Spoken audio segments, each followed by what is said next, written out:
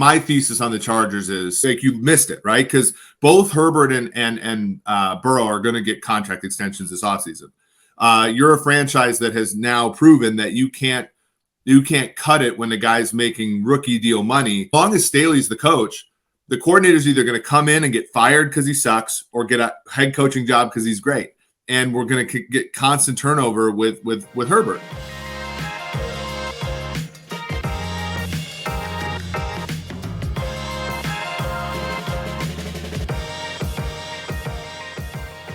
Hey everybody, welcome to the Unexpected Points podcast. I am your host, Kevin Cole. Follow me on Twitter at Kevin Cole _. The single and double were taken, so I went all the way to triple, going that extra mile for the brand there.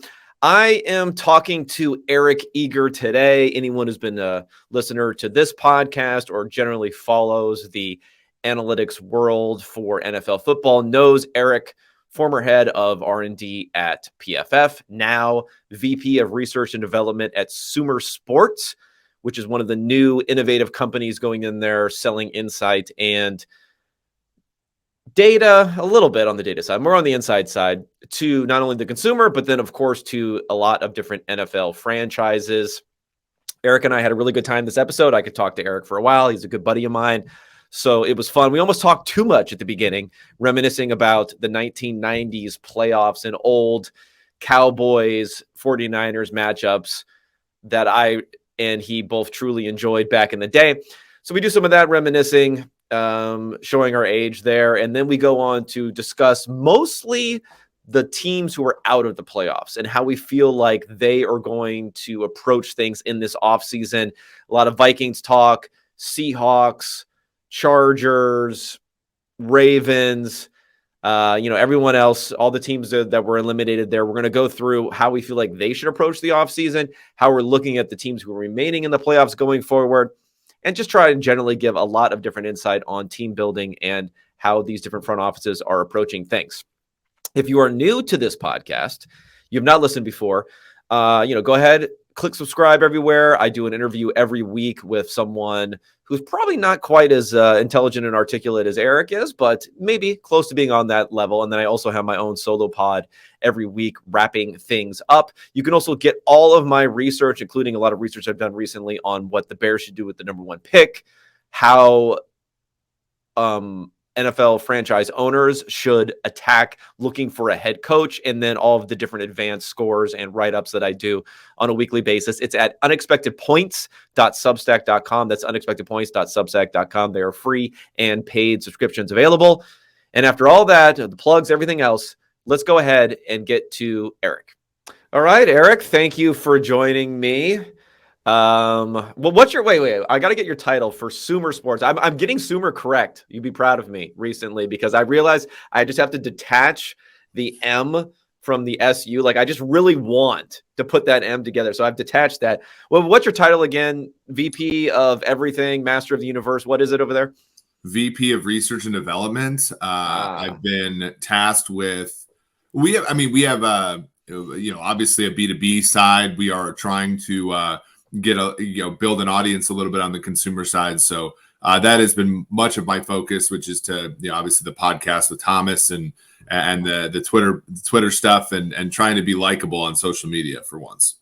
Yeah. Well, you don't want to be too likable. You got to have you got to go back and forth. You got to keep them guessing sometimes which side you're on. Well, speaking of not being likable on social media, I think I'm aligned pretty well with the Dak Prescott fans. At the same time, my suggestion would be don't have your entire identity, your entire social media identity be driven by responding to your enemies. Don't make everything that you say about Dak Prescott be a response to what someone else has said about Dak Prescott. You can just say something about Dak Prescott without having to make it a response to some ridiculous list that Dan Orlovsky puts together for clicks. Well, Dak is perfect, right? Because it's sort of it requires you to have moderation, and it shows whether or not you're actually a good analyst, in my opinion, right? So When Brooke Pryor, like probably a month or so ago, was like, "Hey, Jalen Hurts is already better than Dak," and I'm just like, "Okay, we got to start taking some media privileges away here," and everybody, after one game, Dak threw a few interceptions, and everybody's like, "Oh, you're such an idiot." And it's like, of course, Jalen Hurts was at one point like minus 150 to be the MVP, and like I don't think he's thrown a touchdown pass since, and it's just these things are, it is a week to week league, and it's a week to week media. It's a game to game media. I mean, there was one point where I can't remember what somebody asked, like they were like, well, why hasn't this happened? I'm like, well, because they played on Thursday. We've had 2 Sundays since, and now they play on Monday. So we've almost forgotten about this player, right? Like that's how analysis is in the NFL. And you just, Dak is another one where, and I like Tampa Bay yesterday +3. I was the donkey like everybody else on that one, but yeah, I think I was with you on that one, although it's only slightly, but yeah. But Dak, I said this on a few shows. Dak is the best quarterback in the NFC playoffs, and he was going into the week. He had a bad stretch of play, but if you take the integral over the last 3 years and you look at age and all that stuff, Dak was the best, and he still is the best quarterback left. He was going into the week. And so, we shouldn't be surprised by what happened last night. All that surprised. Just like when he throws 4 interceptions against the Niners this week, we shouldn't be surprised either. Like these things are within the distributions. Yeah, now I am pretty hyped though about this matchup, only because I would say growing up, and maybe I wasn't even that young at this point in time too, so I'm really aging myself here. But growing up, I would say those 1990s playoffs, normally they would come in the NFC Championship game between the Cowboys and the 49ers. A lot of them in San Francisco too. We're talking about Steve Young and Troy Aikman and of course Irvin and everyone else. Like that was almost the pinnacle, I feel like, of playoff football. The games were good. They weren't necessarily, but I think even the hype and just looking at those two teams coming into it, it really brings back those memories to me. I think that might be like, honestly, the rivalry sort of pinnacle of two great historical franchises in the playoffs during that era. Yeah, I mean, the last time you got 4 teams, well, one of the last times you got 4 teams from the same division in the playoffs was 1994 when the NFC Central had Minnesota, Detroit, Green Bay, and Chicago. But the only reason they all made the playoffs was because the Niners and the Cowboys beat the shit out of their own division so badly that no one else was like 9 and 7 or better. And it's been a great rivalry, right? Like, so yesterday was the last time the Cowboys won a road playoff game since the 92 NFC title game when they went and beat a 14-2 Niners team with Steve Young as the league MVP, went on and played the Bills in the Super Bowl in Pasadena and won. This rivalry is great because in 1981 you had the catch by Dwight Clark, which sort of ushered in a season of dominance for the Niners of 4 Super Bowls in the 80s, and also basically started the decline of the Dallas Cowboys, right? Where you lose your quarterback, you get Herschel Walker, and then you trade Herschel Walker for a ton of picks, and then the win in San Francisco in '92 sort of started the dynasty for the Cowboys in 3 Super Bowls in 4 years. But then you had this like intermediate year where the the Niners signed Deion Sanders. Deion Sanders locks down Michael Irvin in the NFC title game. Steve Young finally wins his Super Bowl, gets the monkey off his back. And so you had this back and forth where, that was really the Super Bowl. People forget that from like 83 until the Broncos beat the Packers in 97, no AFC team even won a Super Bowl. And so this title game between the Cowboys and the 49ers was the de facto Super Bowl for a number of years in a row. Yeah. And then you also you're mixing in, Brett Favre and the Packers in there. It was pretty sweet. The thing about Deion, which I liked, which must have been awesome at that point in time. And again, maybe I don't have my exact timing correct on some of this, but didn't he win the championship in one season with the 49ers and then go and win the championship the next year with the Dallas Cowboys? So he was like, I'm the factor. I'm it here. Let's go. Free agency, you had a couple of those. So like Ken Norton Jr. was the middle linebacker for the Cowboys in the 92 and 93 Super Bowls. Yeah. And the 93 Niners were a good team, but their defense was horrendous, and they got killed in the NFC title game to a home Dallas team that year. Dallas was in 93 after they got Emmett back from the holdout, was the best team in football. And then the Niners in 94 were like forget this. We're winning the Super Bowl. It was the first year of free agency, second year of free agency, first year of the salary cap. They went and got like Richard Dent. They went and got Gary Plummer, Deion Sanders, Tim McDonald, and then Ken Norton Jr. So Norton Jr. won Super Bowls in 92 and 93 with Dallas, and then 94 with San Francisco. And then you're right, Sanders, he played baseball. So Deion like went to the San Francisco Giants, and like everybody was like, oh my God, he's coming back to San Fran. And instead he's like, nope, I'm going to Dallas. And he went there and then won a Super Bowl against the Steelers the following year. So things were weird back then. Like there were even like Troy Aikman taking legit pay cuts to get Deion Sanders onto that team just so they can get under the cap. Because if you think people don't understand the cap today, they had the Niners had to trade Bill Romanowski on the day of the draft to get under the cap the first year there was a salary cap. Yeah. I mean, it's interesting, the whole like super team sort of thing and other places. Like they were able to build, I feel like, super teams a little bit better back in the day and maintain that consistency back then. So that'll be a very, very fun matchup. Actually, well, let me just lay out really quickly. So what we're going to talk about today. So we kind of in the NFL. And now that we've already had this tangent, which has taken up like 10 minutes of talking about 1990s, we're kind of in two different places. We have maybe a foot in two different places in the NFL. We have the playoffs and the divisional round coming, which is 8 out of 32 teams. So a quarter of the league is still alive. And then we have this other thing where, we want to focus on the playoffs. We want to focus on the greatest weekend of football every year, I think in most people's opinion, the divisional round matchups. But at the same time, we have 3/4 of the league that is out.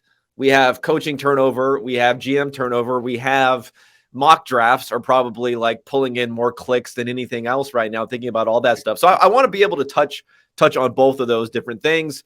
But I want to start with the playoffs and maybe start with some teams that we saw eliminated this last weekend. But even before that, was there anything that really surprised you about what we saw this weekend? We didn't see any of the big names go down, so I don't think that was surprising. We saw the Giants deal with the Vikings pretty well, vis-a-vis maybe like the Vikings being a 3-point favorite. But again, not a huge difference there. And then, of course, everything that happened with the Chargers and Jacksonville was just a mess all over the place. But did anything really surprise you from what we saw?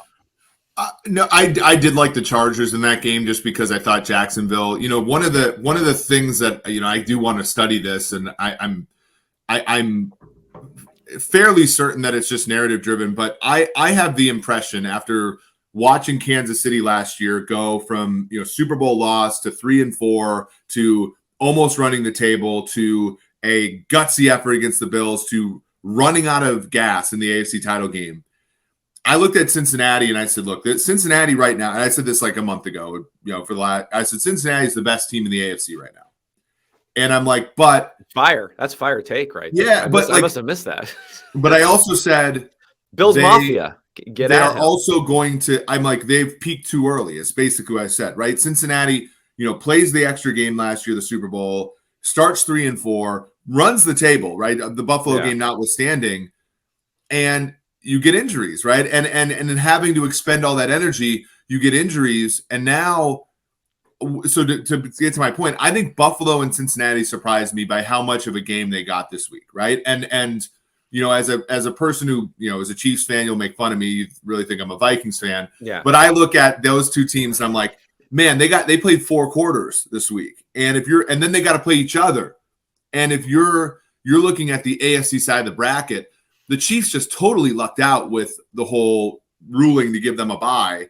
And then they luck out again because one of the great quarterbacks in the AFC, now I don't have a Cabbage Patch doll of him like Steven Ruiz has in his room, but like one of the great quarterbacks, Justin Herbert, is called out of the race, right? So the Chiefs on the AFC side, my biggest takeaway was the Chiefs really got the best of it, right?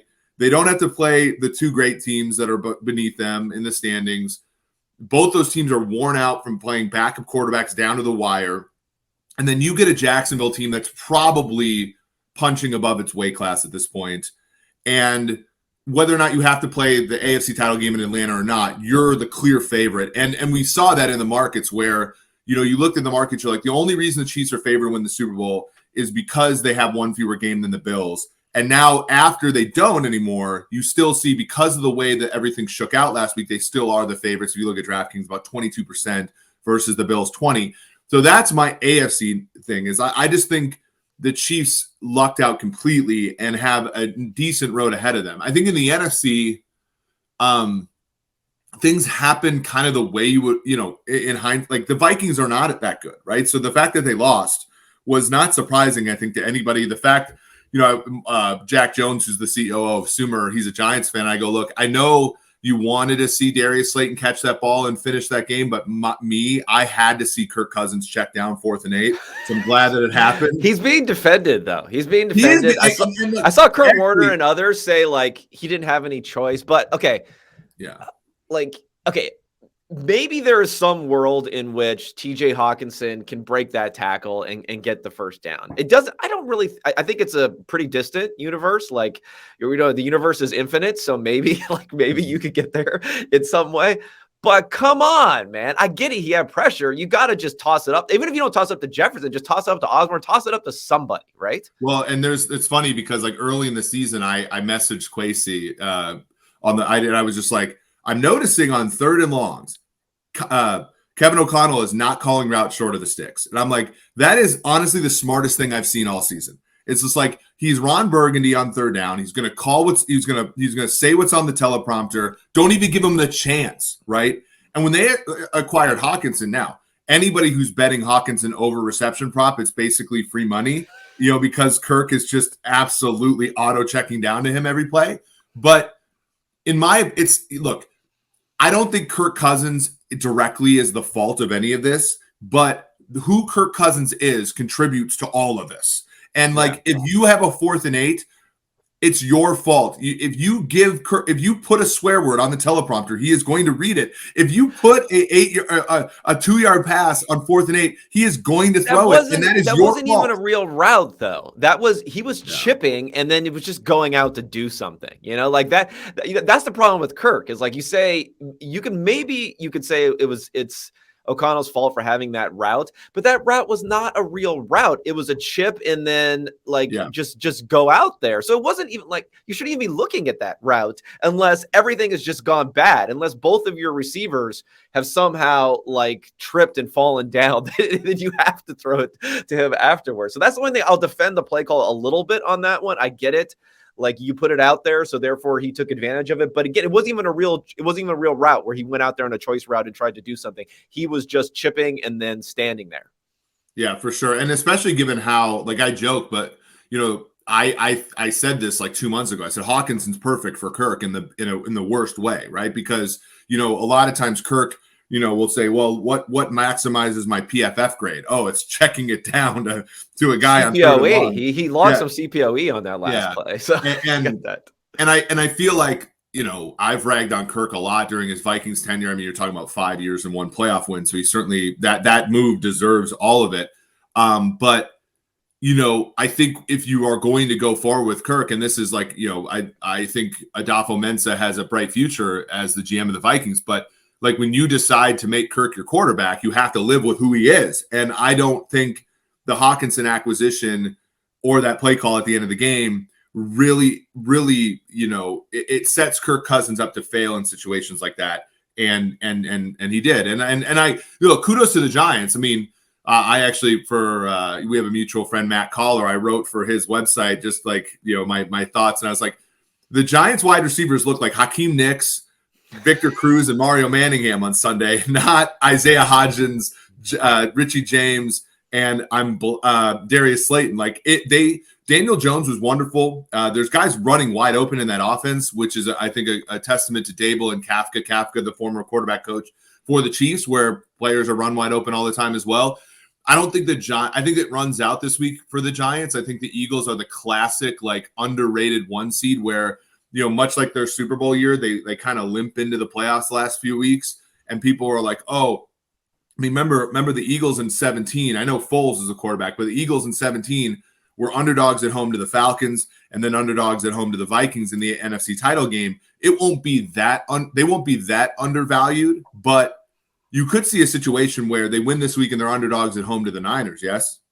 Yeah, no, I definitely could. Yeah, it's funny that you mentioned, first of all, Hakeem Nicks, low-key, one fantastic fantasy football player, especially his first 2 seasons. Eli was just like, whatever you say about Eli, he knew how to create a fantasy football monster receiver, whether it was Victor Cruz or Hakeem Nicks or eventually, of course, Odell Beckham.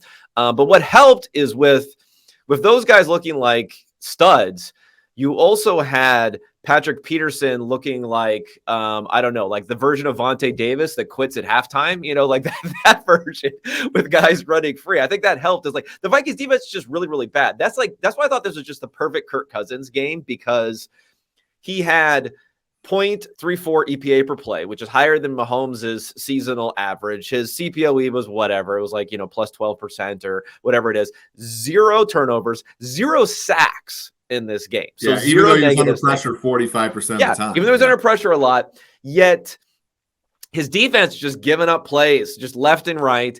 And at the end, we're still like, oh, fucking Kirk Cousins, man. Why? Why did you have to do this? But Kirk, I mean, and people get mad at this, but Kirk's the reason the defense is that bad, right? Like, I mean, come on, let's now we're giving him a little bit too much credit. When he joined Minnesota, because of his contract, you're saying. Yeah, when he joined Minnesota in 2018, you're talking about the number one defense, or the Vikings were like by decimal points, number 2 in yards. Well, they also tried to run it back too much rather than just like take a downgrade and get some cheaper guys in there. But you still, by the way, use the PFF mug that I still use every once in a while. I still got it here. Free swag. If a free swag goes above all loyalty to organizational loyalty,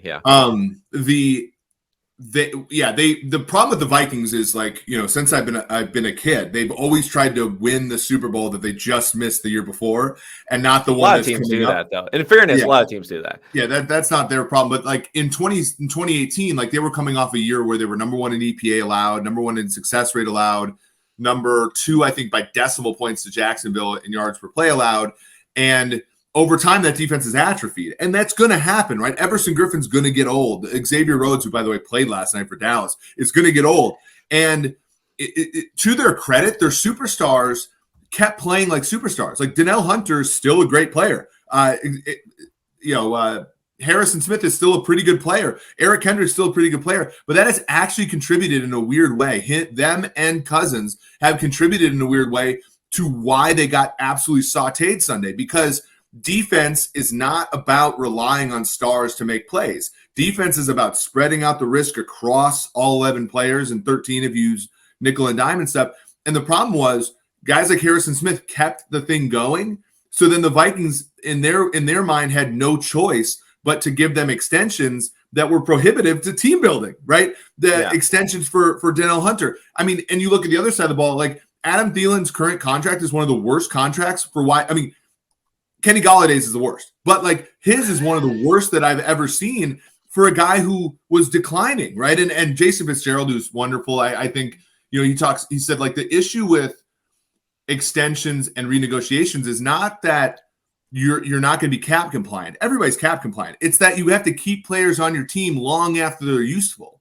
And the Vikings, had a bunch of really good players who have transitioned to being useful players.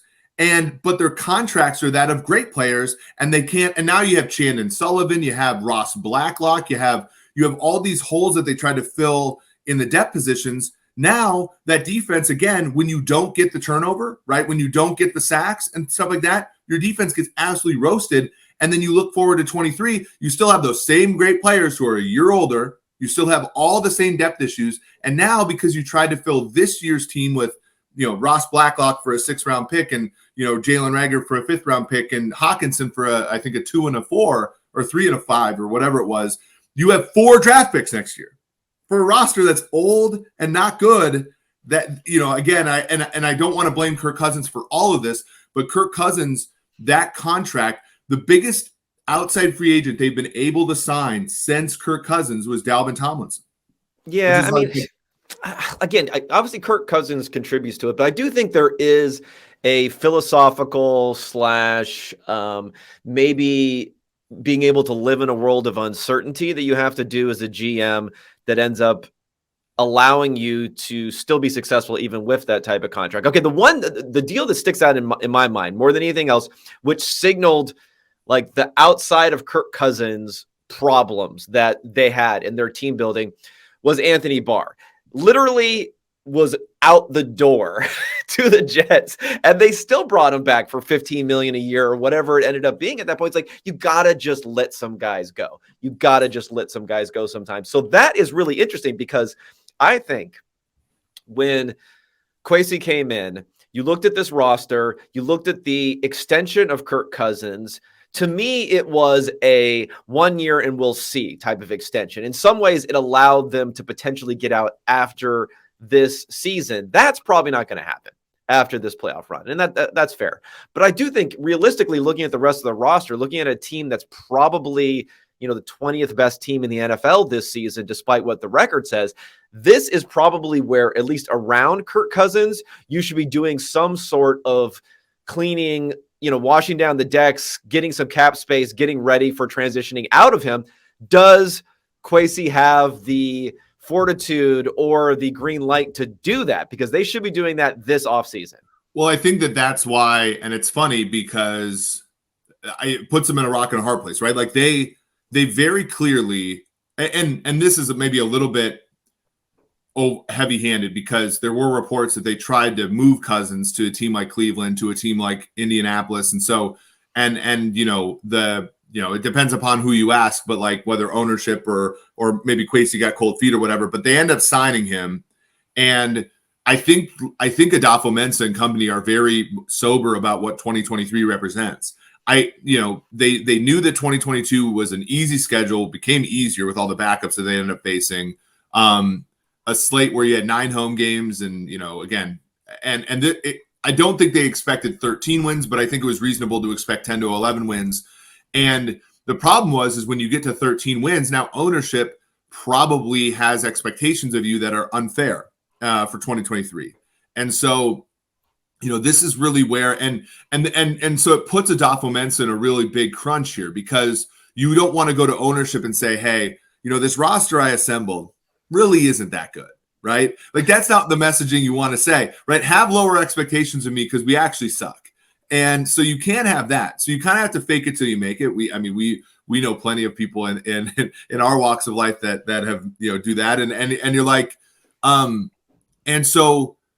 but this is very clearly a let the thing breathe year, isn't it? Like, not that many draft picks. You probably have to trade some of your valuable players to get some back. And whether that's Cousins or not. And then the big elephant in the room is what to do. Like, Justin Jefferson is going to earn a $30 million APY deal for a team that is $20 million over the cap, even before you factor in what they have to do as far as draft pick signings and other players to fill out the roster. So it's a tough offseason. I do not necessarily envy what they have to do in Minnesota. Yeah, I mean, honestly, like they should probably move on from Kirk Cousins. I just don't know if it's necessarily going to happen. I mean, I'm looking at the contract stuff. I'm a little bit, I'd have to dig into this a little bit more, because I know they have a roster bonus, a $20 million roster bonus due March 20th. I think if they post June 1st him and cut him before before that roster bonus, and then post June 1st him, I think they can actually save some money on the cap for next year. And that was part of the reasoning for what they could do, or they could trade them and, take some of that dead money and then trade them out. I think they could save $17 million on the cap if they do that. That would probably be the number one option I would look at, to say, we're going to eat dead money. We're going to trade him. I mean, I was looking at the teams here at the top of the draft to try to figure out like who needs a quarterback or not. Out of all the picks that have been allocated so far, so 23 picks, because the Dolphins forfeited their pick. Out of all those picks, I would say only 1, 2, 3, 4, like only 5 or 6 of those picks are actually held by teams where you could say pretty definitively they don't need a quarterback. So there's a lot of teams out there who might need a quarterback. So that's where I would go. But the problem is you're selling into your second season as this coach GM combo, what will be labeled as a tank almost in this one season. And then we're talking about year 3, you're probably still not good. And it's not until year 4. And that's just a lifetime when it comes to the NFL. And if teams are going to have patience for something like that. Yeah, I mean, the Vikings now, half of this was Spielman, but they've only gotten 3 starters in the last 2 drafts. Like this past draft, you look at Lewis Seen had a really gruesome injury. Andrew Booth, who knows if he'll ever be healthy enough to play. Ed Ingram was one of I the mean, worst Scene players. wasn't looking so hot even before the injury, as far Right. as his And playing time. Ed Ingram was one of the lowest graded guards in all of football. You know, we know that offensive linemen evolve, quickly, or not quickly, but slowly in the NFL. So he might be okay. Brian Asamoah, low impact position. And then after that, it's, a Caleb Evans, and it's not great. And so I think that it's going to be tough. I would say, but they can't reasonably believe that if you tried to run Kirk Cousins back on a stripped down roster, that he would have success. That would be my worry. The NFL started 65. I mean, Kirk wasn't as good this year. Efficiency. This is like his worst year in the last 3 or 4 years. Yeah, he got better as the season progressed. He was pretty bad early in the season. Like he was a 6.5 yards per attempt guy, and like they were middle of the pack in EPA. He got better as the season progressed. He got comfortable in the O'Connell offense, but he's still, you're talking about 7.1 yards. I mean, he only averaged 7 yards per pass attempt the other day. Like it's different there. But look, like there are teams, the Jets, the Colts. I don't know if the Colts actually think they can win anything. The Jets, the Colts. Well, Ballard's got to be desperate at this point. I think Irsay is like desperate. If they're going to bring back Jeff Saturday, so like he'll be desperate to win also. So we'll see.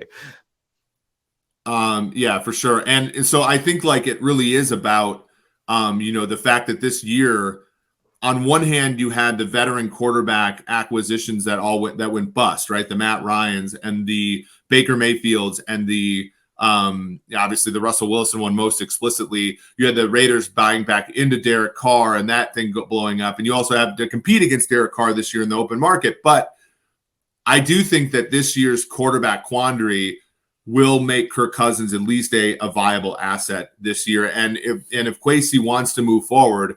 And as you said, like at some point, you're going to have to rip the Band-Aid off. Kirk Cousins is 34. He started to show it a little bit this year. They really do need to move on from him, but it's not going to be easy. Yeah. No, I think this year is great. I mean, last year, I think everyone else was kind of fooled into this idea that the quarterback position was as strong and as deep as it ever had been in a long time. It was the reason guys like Baker Mayfield and Jimmy Garoppolo were attracting no attention at the end of the offseason because everyone was like, no, we're good. And then things soured significantly there. Now, talk about things souring, and we'll stick with the NFC a little bit here. Tampa Bay, I don't know. Doesn't look good, I don't think, for Brady to stay there. Supposedly, Leftwich may be out. I don't know what'll end up happening there. They're probably going to keep Bowles around. I doubt he gets the boot already there. But when we talk about the Bucs, this whole idea, and we're getting this idea with Tom Brady that not only were the Raiders interested, but the Titans were interested, the 49ers are interested. He's going to be 46 years old in August before the season starts next year. I don't know. I'm starting to lean towards maybe he's done. And if that happens, then the Bucs are just done also, right? Yeah. I mean, the Bucs forever, like were famously a pay as you go cap team. And, they broke all those rules for Brady. Part of me thinks they have a good roster, but especially defensively, I think they're okay. But man, on offense, that offensive line has atrophied a lot. Wide receiver, they're just older. And I mean, do we expect Todd Bowles to get an offensive coordinator that's any better than Byron Leftwich? Like I don't think talk about a sliding doors moment. Leftwich was basically being penciled in as the Jacksonville Jaguars head coach, right? Mm-hmm. And I mean, who knows? Like, I love Doug Peterson, but you never know. Like, he could be there. Do you think Leftwich right now? Do you think Leftwich turned down Brady's overtures to buy Bitcoin, or that would be the worst. He's like, hey, Byron, I got something for you. He was starting to see the wheels fall off a little bit, and he's like, Byron, I got something for you. And Byron's like, no, man, I'll keep my money. He's like, okay, you're too good for me. I'm just going to dirt every 3rd and 5 and make you look like shit. I don't I don't know what happened. Introduce you to my close personal friend, Sam Bakeman Fried. Okay, wait. But okay, now I'm starting to think, and this is obviously dumb, but like beyond Brady leaving, like maybe the Bucs Maybe they just bring him back. I don't know. I mean, they're going to stink, but that division is still god awful, right? I Yeah, can't see it getting better for him going someplace else. no, maybe, but he goes to Vegas. They're going to get pounded by the Chiefs and probably the Yeah. Chargers. If the Chargers get a warm body at offensive coordinator, so I don't know, man. Maybe the Jets, but is that against his like religion or something? I don't know. Like the Jets could really. He might be more mercenary now, though. Now he doesn't. Not only does he not have the Giselle money coming in, not only Well, did he invest his fortune in JPEGs and NFTs, but now he's also doesn't even have that the gravy train, the Giselle money coming in anymore going forward. Well, I see a secondary to this. Like his ex, Bridget Monahan, named their first son. I think it was like the initials were JET, to piss Brady off. Right? There was a little bit of maybe he rekindles that flame. Goes about back. That, man. You think this is sounding QAnon adjacent, but go ahead, keep going. I mean, what would that be? Green pilled or something like that would be that. Yeah, that yeah, I think that's it. Yeah. All right, okay. So yeah, keep going. So he's going to So maybe, like I'm saying, maybe he's just going back I'm to out Tampa, for money. Going back to Tampa is a non-starter, right? Because everything about that Tampa Bay experience is excruciating, right? Watching Mike Evans run is excruciating. And I'm 30. I turned 37 today. I'm 37. I'm slow as I used to run a 4.6. I run probably a 5.6 now. Watching Mike Evans makes me cringe. How dare you? Did you not see what he did to the Carolina Panthers secondary in week whatever that was, 16? Yeah. Steve Wilkes is him. My thing. So watching Julio Jones run makes me cringe. Watching Chris Godwin get up as if he's gone through World War II. They were trying to kill him at the end of that game. I was like, guys, he's your only player. Like, please do not kill Russell him. Gage, I hope Russell Gage is okay. Oh, yeah, like they literally killed Russell Gage. Yeah, so the whole thing, and then Ryan Jensen's out here like wanting a pat on the back for coming back from like all these injuries, and my guy was like basically standing still that whole game. The Bucs are a geriatric football team. You bring Brady back onto it. I mean, I don't know. Yesterday was the first time in my entire life I felt bad for Tom Brady. And I just don't want to have to go through that again. I haven't gotten there yet. Maybe sometime soon. I will say props to NFL fans, though, for the fact that on the heels of the Hamlin, heart stopping on the field and all that stuff happening, that Russell Gage was just killed on the field, and no one was like, we should stop the game or do whatever. They're just like, okay, let's just get him out of here and start over. Like we saw his leg move, all good, get him out of here. So I was glad that we're back to normal then in the NFL sense of just continuing on as if nothing happened. Even a totally meaningless game at that point also. Yeah, absolutely. It just was we certainly, the NFL moves things forward really quickly somehow with like the breakneck pace. Okay, let's talk AFC for a second, because we have the news now that Joe Lombardi is out in LA. So I think they have more of an issue with their personnel at wide receiver / feeding Austin Eckler like 150 targets a season. If you want to talk about turning around that offense, the Sean Payton thing is dead. Like that was kind of dead on arrival because Spanos is not paying the money, just the pure cash that it takes to get Payton to come in. Names are being thrown around out there. I don't have any great opinion whether Mike LaFleur will, end up coming back to the LA area and working with Staley. You got any thoughts on the Chargers going forward? Because they were everyone's favorite offseason, including myself. I thought they made some good additions in the offseason. Did they just get derailed in a way by the Herbert injury and not really having? I think they need some receivers, honestly. I think that should be their number one focus. Yeah. Even though they're paying their guys a lot. That's another problem. There's probably 3 or 4 things that are true about this.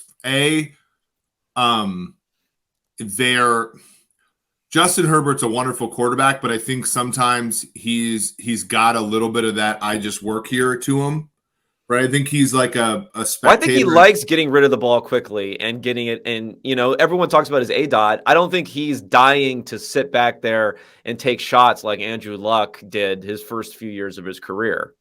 Yeah, I think like, and the film guys will say, "Oh, he just processes so quickly," but like, is that actually good?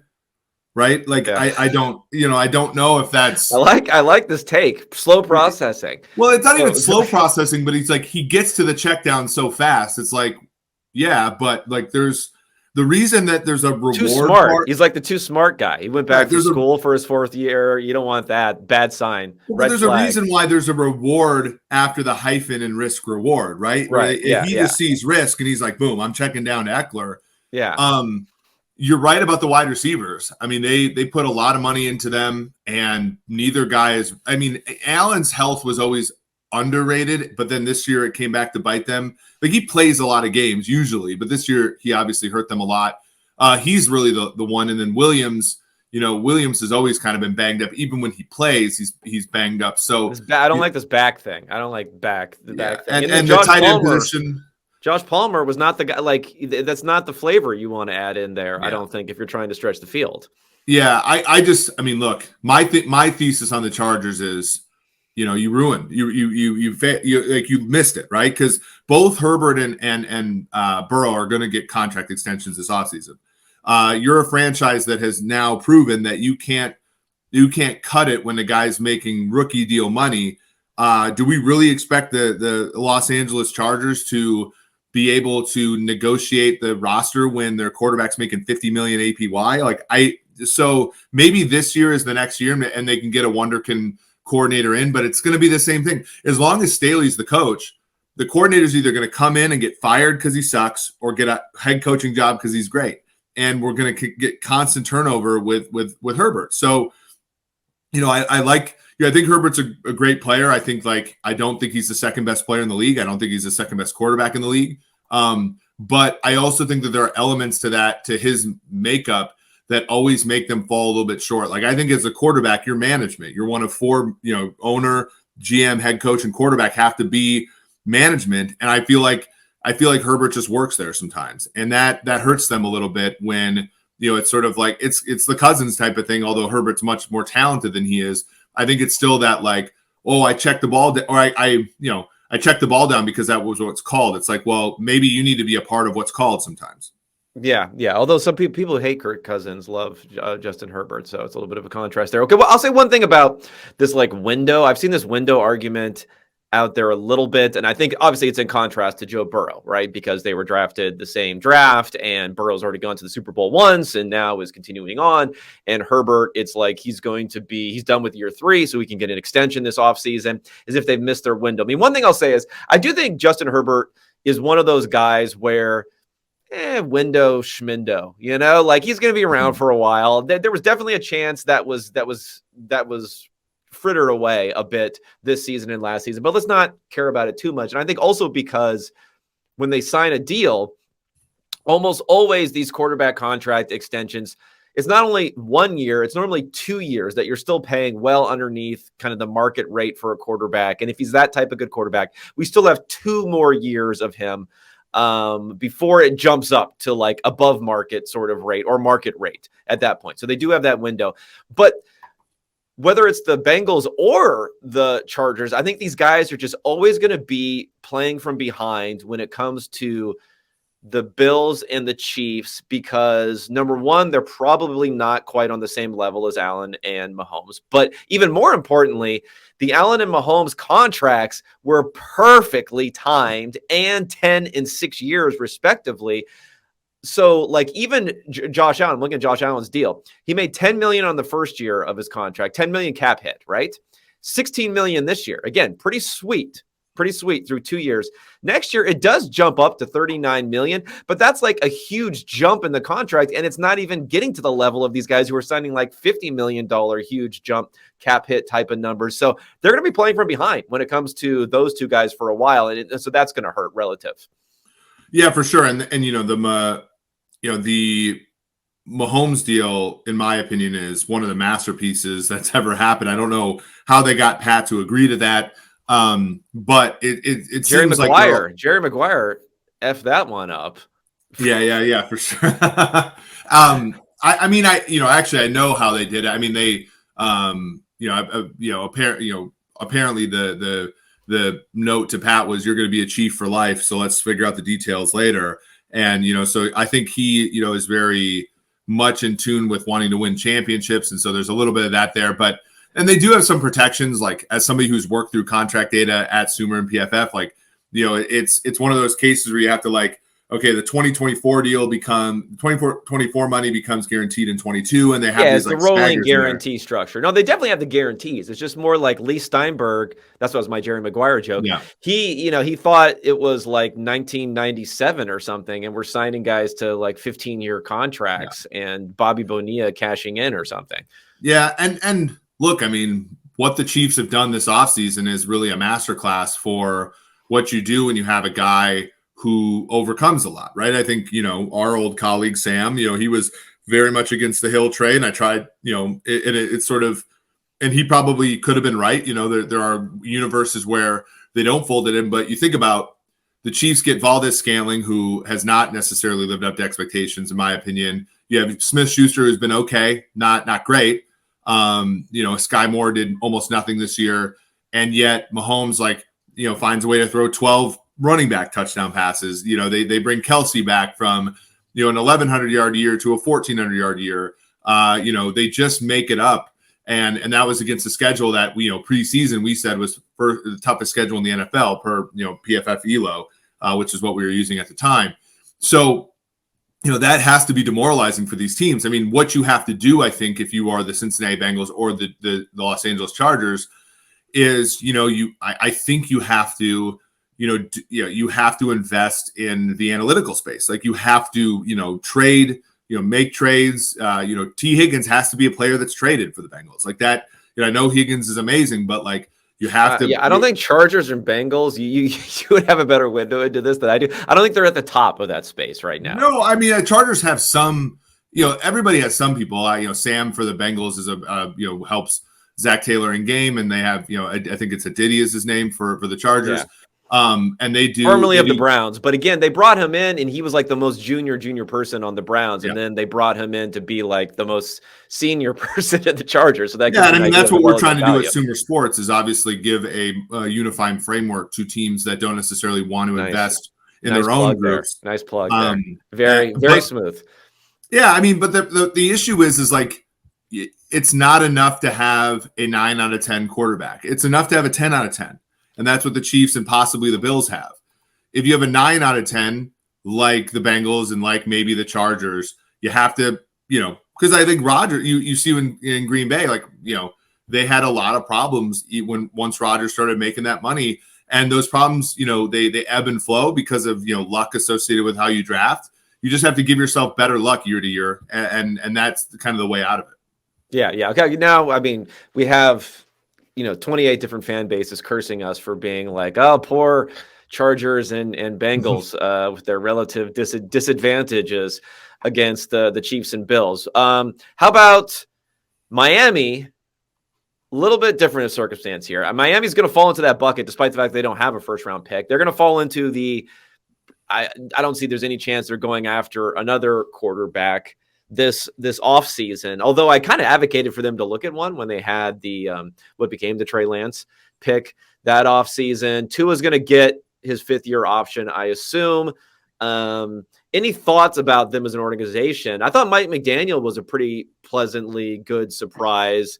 And when it comes to judging coaches and judging press conferences and judging interviews, I'll say with him and with Dan Campbell, I learned a lot in that if they might say the wrong things in interviews, but that doesn't tell you the most important thing. The most important thing isn't having the answer, having all the answers. The most important thing is like when you get in the building and you start talking to people, whether or not you have this intellectual humility and you're willing to listen to other people. And it seems like clearly those two guys have that. Dan Campbell in particular has been vocal about having that. So what do you think about the Dolphins with Mike McDaniel and Tua and everyone going forward? Well, it's hard because they're not going to win on his rookie window. And then you might need that for him, right? Yeah, and you have 2 years. You got his last year, and I think they're going to 5th-year option him, right? I think he's going to get the. They almost have to. I think like one of the things that people learned from Goff and Wentz was that you don't have to extend a quarterback who is not a 10 out of 10 after year 3, right? That's I think what that was the They great should be lesson. able to get away with it without taking too much blowback, I think. Maybe the concussion stuff, will The concussion also stuff be will hurt, yeah. but I think if you give him the 5th-year option, I think people will say, okay, you've committed to him financially after you put him through those things. They have the worst. Arjun Menon, our former colleague, he was like, hey, he said, they have the worst set of resources for 2023 coming up, which Well, that's because they Chubb, right? So they already got Chubb. They already got they Hill. their first-round pick. I mean, they're kind of on a 1-year window, honestly, because Hill, I don't know if you could even count on Hill being that guy 2 years from now. I mean, you might even be able to count on him next year. You probably can't. But I don't know if you can even count on him 2 years from now being that guy. So this might be like a 1-year window type of situation. So do you restructure and just mortgage the future and go for it this season?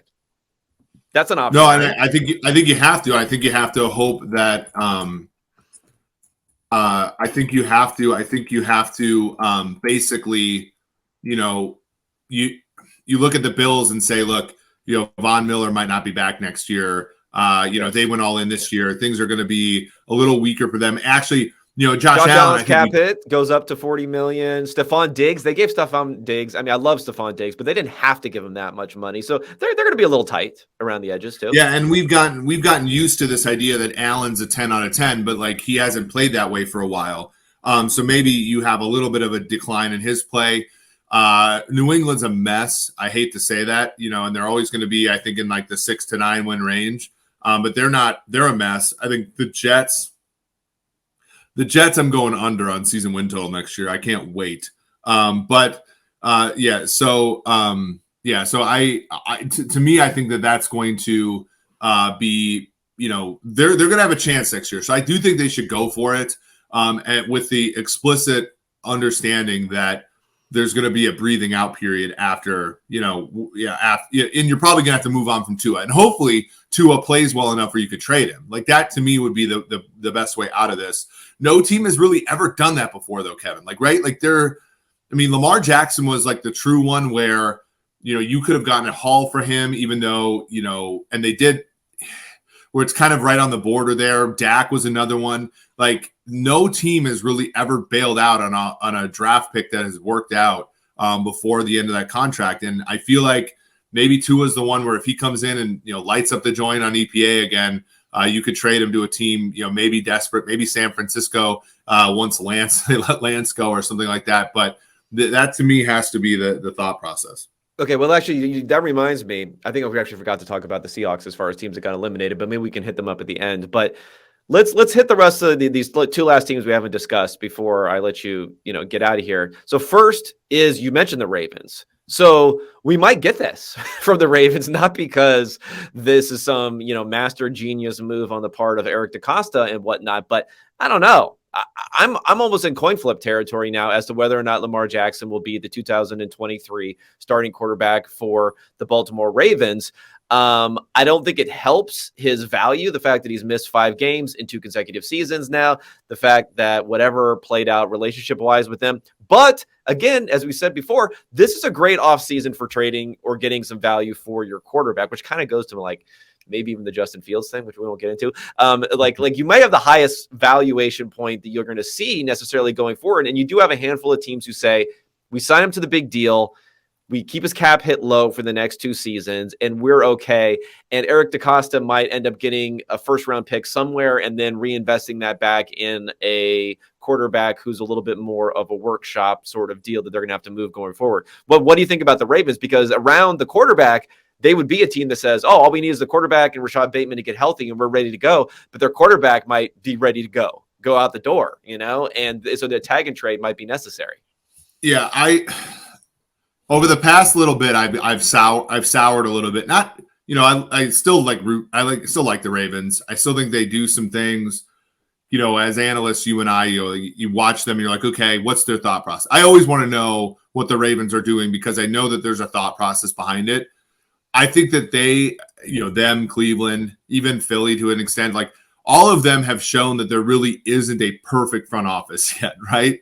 And so part of me is saying, okay. Or the pressures of the job, the pressures and constraints of the job, job make it more difficult than we theoretically analyzing it on the outside. Absolutely, and I come to the throne of the GM humbly here. If I could, I do think that a trade was more likely before I knew that they were going to give Roquan Smith $20 million a year. Before they drafted Patrick Queen, before they signed Marcus Williams to a kind of toppish market deal. I think now they're just going to do what the world expects of them, which is to tag him. Maybe they'll non-exclusive tag him and see if a team will bite and give him a couple ones. What if you won't sign it, though? Like, I have a feeling that might happen. Right.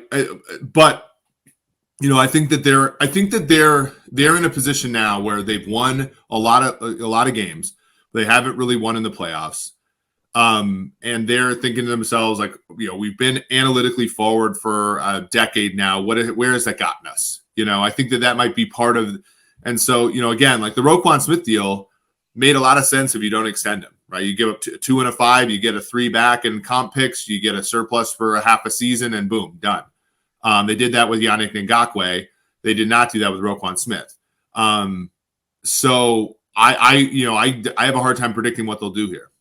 Yeah, here are the 3 teams that I'm looking at. Again, assuming that Brady is like not quite the, he's not going to have suitors lining up the way that some other people think.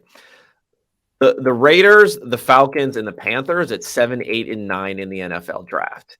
Can they get one of those picks? And then potentially get a quarterback there? Maybe. But I just feel like any of those franchises might like to have a big splash at quarterback and don't necessarily feel great about bringing in a rookie because of where they are in their ownership / coaching cycle. They don't want to go through a rookie season necessarily with a quarterback and go for one of those. So that's what I keep my eye out on those teams having some cap space potentially too. Maybe not the Raiders so much, but the Falcons at least after cleaning up for a couple of years. And I mean, Lamar would be a huge splash in Hotlanta for sure. Okay, really quickly before I let you get out of here, Seahawks. I think the underplayed story for the Seahawks, honestly, is a quarterback for them drafting 5th. Like, how often are you going to be have the 5th pick in the NFL draft? Geno Smith's been great. And again, the fact that so many teams are desperate for quarterback maybe even means you could get something for Geno Smith in some sort of way.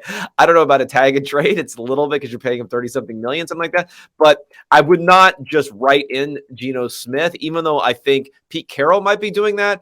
But I think John Schneider might be like, I'm rubbing my hands here looking at this quarterback class and getting hot and bothered like he was about Josh Allen reportedly back in the day. Yeah, what it reminds me of is Alex Smith with the Niners. Same division, obviously, similar time frame as Schneider, where you didn't expect him to do this, right? And he comes up and he ends up being good enough. Now the 2012. I'm getting my time frame wrong, but they did draft Colin Kaepernick in round 2. I believe it was 2011 when they drafted him.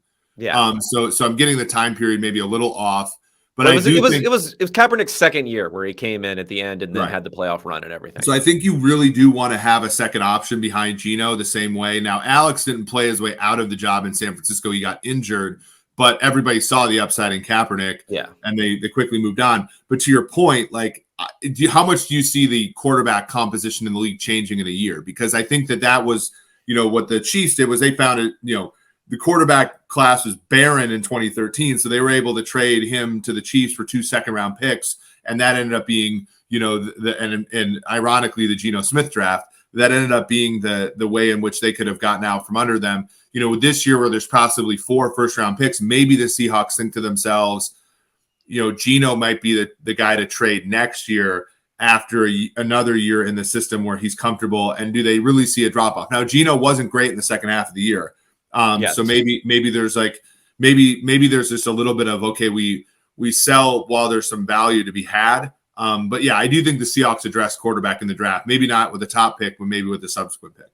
Yeah. And I think it's also like the team's not good, right? And you can only going to make the playoffs again if you get first half of the season Geno Smith again. And we may never see that again. And not that Geno Smith's not good, but again, we just might not see that again. We might just get second half Geno Smith. And if we get second half Geno Smith, they're not going to make the playoffs. And then where are you at this point? Because the defense. We need to normalize being able to say that a quarterback is a 7 and a 7's not good enough with a roster that's a 5. Like we have to be able to say that stuff.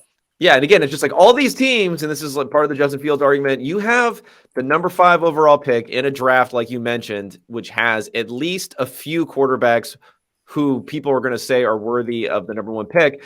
Trading back and collecting 2024 picks doesn't necessarily mean you're going to have that opportunity again. So you got to strike while the iron is hot sometimes when it comes to these situations. And you don't have to, again, you can bring back Geno and have a rookie quarterback and then figure out what to do with Geno potentially later on for a team that may want to trade for him.